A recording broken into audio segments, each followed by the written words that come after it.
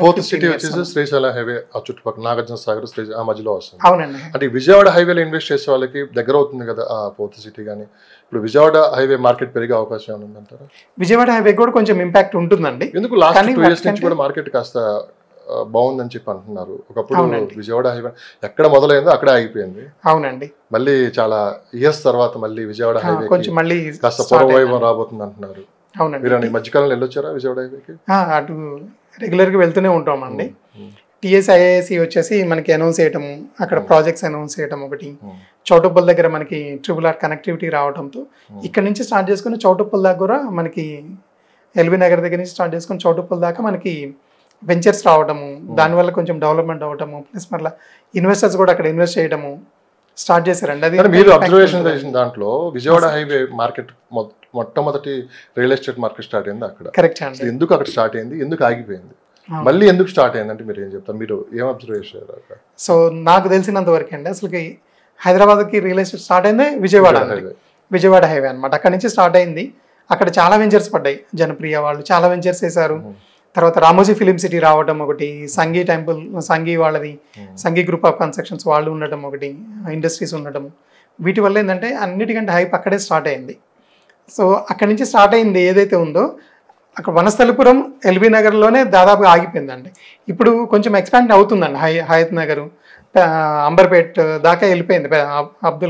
అబ్దుల్లాపూర్ మెట్, అంబర్పేట్, తర్వాత చౌటుప్పల్ దాకా కూడా పెరుగుతుంది. చౌటుప్పల్ వరకు మనకి ఒక 10 నుంచి 15 వేల మధ్యలో దొరుకుతున్నాను పర్ స్క్వేర్ యార్డ్. అది కూడా కొంచెం హైవే నుంచి చూసుకుంటే కొంచెం రేట్ ఎక్కువ ఉంటుంది. కొంచెం ఒక 1-2 kilometers మనం లోపలికి వెళ్ళగలిగామంటే మనకి కొంచెం తక్కువ రేట్లో కూడా దొరుకుతున్నాయి.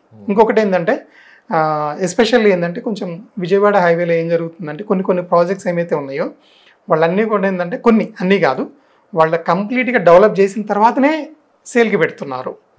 సో అదొకటి కొంచెం అడ్వాంటేజ్ కూడా ఉంది ఇన్వెస్టర్కి. సో ఇంతకుముందు ఏంటంటే కొంచెం ఓన్లీ రా ల్యాండ్ మీదనే అమ్మడం స్టార్ట్ చేసేవాళ్ళు. ఇప్పుడు అలా కాకుండా కొంతమంది, అందుకే ఎలాగో మార్కెట్ డౌన్ ఉంది విజయవాడ వైపు కూడా ఎవరు రావట్లేదు. సో ఈలోపు ఏంటంటే డెవలప్మెంట్స్ కంప్లీట్ చేసిన తర్వాతనే ప్రాజెక్ట్ స్టార్ట్ చేస్తున్నారు. అదొకటి కొంచెం మంచి ఐడియా అండి. సో మొత్తం మీద శ్రీశైలం హైవే కావచ్చు, టు బెంగళూరు హైవే, అటు విజయవాడ కాస్త 2 months నుంచి అయితే మార్కెట్ లో కొంచెం వరంగల్ హైవే కూడా కొంచెం పాజిటివ్ అయితే కనిపిస్తుంది. కానీ 1 year నుంచి కాస్త స్లో డౌన్ లో ఉంది కదా. రీసేల్ మార్కెట్ ఎలా ఉంది ఈ 1 year లో? ఈ రీసెంట్ మార్కెట్ ఎట్లాగో వెస్ట్ సైడ్ ఉన్నది అది ఆల్రెడీ నడుస్తూనే ఉందండి. కాకపోతే ఏంటంటే ఇంతకు ముందున్నంతగా అంత ఫాస్ట్ గా లేదు. రెడీ టు మూవ్ హౌసెస్ ఏవైతే ఉన్నాయో, రెడీ టు మూవ్ ఫ్లాట్స్ ఏవైతే ఉన్నాయో, విల్లాస్ ఏమైతే ఉన్నాయో వాటికి కొంచెం డిమాండ్ ఉందండి. లేదు ఇప్పుడు నేను స్టార్ట్ చేసి ఒక 2-3 years తర్వాత నేను మీకు కన్స్ట్రక్షన్ చేసి ఇస్తాను అన్న వాటికి ఏంటంటే కొంచెం స్లోగా ఉన్నాయి. సో ఇటువైపు మార్కెట్ కొంచెం మిగతా వాటి మీద కంపేర్ చేసుకుంటే ఇటువైపు మార్కెట్ బాగానే ఉందండి, పర్వాలేదు. శ్రీనివాస్ రెడ్డి గారు, నేను ఎప్పటి నుంచి ప్రశ్న అడుగుదాం అనుకుంటున్నాను. మీరు మార్కెటింగ్ ఏజెంట్. అవునండి. ఇప్పుడు సో ఏ పొజిషన్లో ఉన్నారో నాకు తెలియదు, కానీ మీరు ఒక ప్రోడక్ట్ మీరు కస్టమర్కి ఇప్పించినప్పుడు దాని రీసేల్ బాధ్యత కూడా మీరు ఎందుకు తీసుకోరు? 100% అండి రీసేల్ బాధ్యత మేము తీసుకుంటామండి. అంటే మీరు అన్నట్లుగా ఏంటంటే ఎక్కువ మంది ఏజెంట్స్ తీసుకోరు. ఎందుకంటే ఈ రోజు ట్రాన్సాక్షన్ అయిపోయింది క్లోజ్. కానీ మేమేం చేస్తామంటే యాజ్ అన్ కన్సల్టెంట్గా మీకు ఏదైతే మేము అమ్మించామో దాన్ని మళ్ళీ మేమే తీసుకుంటేనే అలాంటి ప్రోడక్టే మేము మళ్ళీ అమ్మిస్తాం అన్నమాట. లేకపోతే తీసుకోవట్లేదు. మీరు అన్నట్లుగా ఏంటంటే 99% ఏజెంట్స్ అయితే మాత్రం ఇట్లానే చేస్తారు. ఏదైతే ఫస్ట్ సేల్ చేయటమే రెస్పాన్సిబిలిటీగా తీసుకోరు.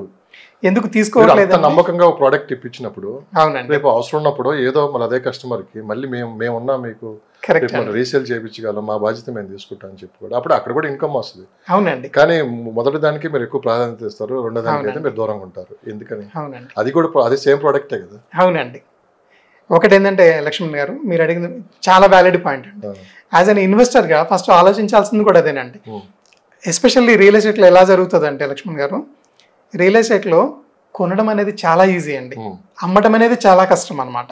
అది వేరియస్ ఫ్యాక్ట్స్ ఏమైతే ఎన్నైనా ఉండనివ్వండి, కానీ అమ్మటం అనేది చాలా కష్టం.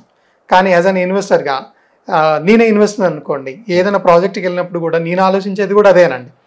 ఈరోజు నేను కొన్నాను, నేను నిజంగానే నేను రేపు అమ్మగలుగుతానా అనేది నేను ఫస్ట్ ఆలోచిస్తానండి. ఇది నేను అమ్మగలను అనుకున్నప్పుడు మాత్రమే నేను ఆ ప్రొడక్ట్ని నేను వేరే వాళ్ళకి కూడా నేను సజెషన్ చేస్తానండి. కానీ మీరు అన్నట్లుగా ఏంటంటే 99% ఏజెంట్స్ ఏంటంటే ఓన్లీ ఫస్ట్ సేల్కే ఎక్కువ ఇంపార్టెన్స్ ఇస్తారండి. అవును సార్, అది కావచ్చు స్ట్రైట్ గా. అలాంటప్పుడు మాకు మధ్యలో ఏజెంట్ ఎందుకు? అవునండి, డైరెక్ట్ గా ల్యాండ్ ఓనర్స్ ఎవరైతే ఉన్నారో వాళ్ళ దగ్గరికి వెళ్ళి మేము కొనుక్కుంటాం కదా, మళ్ళీ ఏజెంట్ చేసే ఇక్కడ ఏముంటుందని చెప్పి క్వశ్చన్ చేసే వాళ్ళు చాలా మంది ఉంటారండి. మరి ఏజెంట్ చేసే పాత్ర ఏంటి ఇక్కడ? ఇక్కడ ఏజెంట్ మెయిన్ ఎక్కువ పాత్ర ఉంటుందండి జనరల్ మనం మాట్లాడుకుంటే. కానీ కొంతమంది అది ఫాలో చేయట్లేదు. ఇప్పుడు ఎగ్జాంపుల్ తీసుకుందామండి, నేను ఒక ఇల్లు కొనుక్కోవాలి, నేను ఒక ఫ్లాట్ కొనుక్కోవాలి అని అనుకుంటున్నాను అనుకోండి. సో ఈ ఫ్లాట్ కోసం ఏంటంటే నేను ఒక 10 లొకేషన్స్ తిరిగి ఆ 10 లొకేషన్స్లో రేట్ ఎంక్వైరీ చేసి అసలు దానికి నిజంగానే లీగాలిటీ ఉందా లేదా ఇవన్నీ చెక్ చేసుకోవాలి అంటే నాకు టైం పడుతుందండి. ఇంకొకటి కూడా ఏంటంటే ఈ 10 మంది నేను ఒక 10 ఫ్లాట్లు నేను చూడాలి అనుకుంటే ఈ 10 మంది ఓనర్ల వాళ్ళ నెంబర్లు నేను కలెక్ట్ చేసుకోవాలి. వాళ్ళకి తగిన టైంలో నేను వెళ్లాల్సి ఉంటుంది. నేను వెళ్ళిన టైంకి ఓనర్ దగ్గర 10 మంది ఈ రోజు నేను ఒక 10 ఫ్లాట్లు చూద్దామని వెళ్ళామనుకోండి, ఈ 10 ఫ్లాట్లు ఈ రోజు చూడడం అనేది యాజ్ అన్ ఇండివిజువల్గా నాకు కుదరదు. అదే కనుక మనం ఒక ఏజెంట్ ద్వారా మనం వెళ్ళామనుకోండి, ఆ ఏజెంట్ ఏం చేస్తాడంటే వీళ్ళందరినీ కోఆర్డినేట్ చేసుకుంటాడు. ఈ 10 మంది ఓనర్స్ని కోఆర్డినేట్ చేసుకొని వాళ్ళందరి దగ్గర నుంచి కీస్ రెడీగా పెట్టుకొని ఎవరైతే ఇన్వెస్టర్ రావాలనుకుంటున్నారో, ఎవరైతే బయర్ రావాలనుకుంటున్నారో ఆ బయర్కి ఒక టైం ఫిక్స్ చేసేసుకొని 10 ఇళ్ళు ఒకే రోజులో చూపించగలుగుతాడు. ఇదంతా రెగ్యులర్ గా ఉండేదే సార్. అవునండి, మార్కెట్ లో ఒక ప్రాసెస్. అవునండి, నేను అనేది ఏంటంటే త్రూ ఏజెంట్ ద్వారా తీసుకున్నప్పుడు ఏదన్నా ప్రాబ్లం వస్తే ఏజెంట్ బాధ్యత లేదా? 100% ఉందండి. ఏజెంట్ ఇప్పుడు బాధ్యత ఉంటుంది. ఈవెన్ ఇప్పుడు ఎందుకంటే ఎవరికైతే రెరా లేదో వాళ్ళందరూ ఇలాంటి మీరు చెప్పినట్లుగా చేస్తుంటారు. రెరా సర్టిఫికేట్ లేని వాళ్ళు, రెరా ఉన్న వాళ్ళకి ఏమవుతుందంటే రేపు ఈవెన్ మనకి ఈ రిజిస్ట్రేషన్ డాక్యుమెంట్ ఏదైతే ఉందో దాంట్లో మన పేరు కూడా ఉంటుంది, ఏజెంట్ పేరు కూడా ఉంటుంది అనమాట.